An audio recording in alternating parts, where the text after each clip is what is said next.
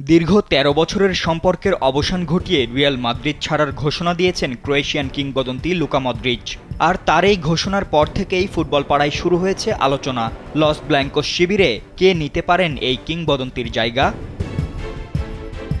আগামী জুন-জুলাইয়ে ক্লাব বিশ্বকাপ খেলেই রিয়াল মাদ্রিদের সঙ্গে অম্লমধুর সম্পর্কের ইতি টানবেন লুকা। ইতোমধ্যেই ঘরের মাঠ সান্তিয়াগো বার্নাব্যুতে খেলে ফেলেছেন নিজের শেষ ম্যাচটিও। এর মধ্যেই মাঝমাঠে বড় নাম যুক্ত করার প্রক্রিয়া শুরু করেছে রিয়াল মাদ্রিদ। শোনা যাচ্ছে লুকার স্থলাভিষিক্তের জন্য আর্জেন্টাইন তারকার দিকেই হাত বাড়াচ্ছে সবচেয়ে বেশি ইউসিএল জেতা ক্লাবটি। যদিও ইতোপূর্বে গুঞ্জন উঠেছিল এনজো ফার্নান্দেসকে দলে ভেড়াতে পারে রিয়াল।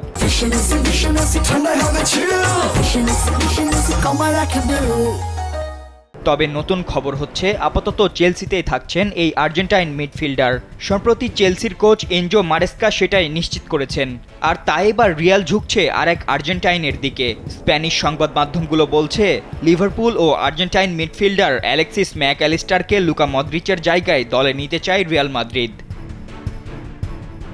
আর্নে স্লটের অধীনে এই বিশ্বকাপজয়ী তারকা ইতোমধ্যেই খুবই গুরুত্বপূর্ণ ও লিভারপুলের অপরিহার্য ফুটবলারে পরিণত হয়েছেন। যে কারণে ইংলিশ ফুটবলের এপ্রিল মাসের সেরা হওয়া এই তারকাকে অল রেডরা ছাড়বে কিনা সেটাই দেখার বিষয়। এছাড়া ম্যাকঅ্যালিস্টার নিজেও বর্তমানে অ্যানফিল্ডের দলটিতে ক্যারিয়ারের সেরা মুহূর্ত কাটাচ্ছেন বলেই মন্তব্য করেছেন। আর তাই তো সব মিলিয়ে আর্জেন্টাইন মিডফিল্ডারকে পাওয়া অতটা সহজ হবে না রিয়ালের জন্য। দলবদলের বাজারে বর্তমানে ম্যাকঅ্যালিস্টারের মূল্য ৯০ মিলিয়ন ইউরো। ওই দামে তাকে কেউ কিনে নিলে লিভারপুল তাদের বিনিয়োগের পুরো অর্থ এবং লাভ তুলে নিতে পারবে, এতে কোনো সন্দেহ নেই। কারণ ২০২৩ সালের আগস্টে তারা এই আলবিসেলেস্তে তারকাকে ৪০.৭ মিলিয়ন ইউরোতে ব্রাইটন থেকে দলে ভিড়িয়েছিল। এখন দেখার বিষয় শেষ পর্যন্ত ম্যাকঅ্যালিস্টার নাকি অন্য কোনো খেলোয়াড় লুকার স্থলাভিষিক্ত হবেন রিয়ালে। ফাতেন ইশরাক, কালবেলা।